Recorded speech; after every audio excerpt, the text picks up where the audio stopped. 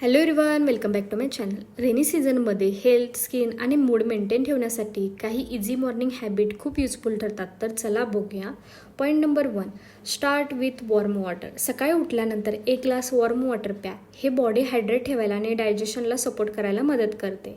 Point number 2, light stretching. 10 ते 15 मिनटं stretching किंवा लाईट योगा करा. रेनी सीझनमध्ये ॲक्टिव्हिटी कमी होतात, म्हणून बॉडी ॲक्टिव्ह ठेवणे खूप इम्पॉर्टंट असतं. Point number 3, take care of your skin.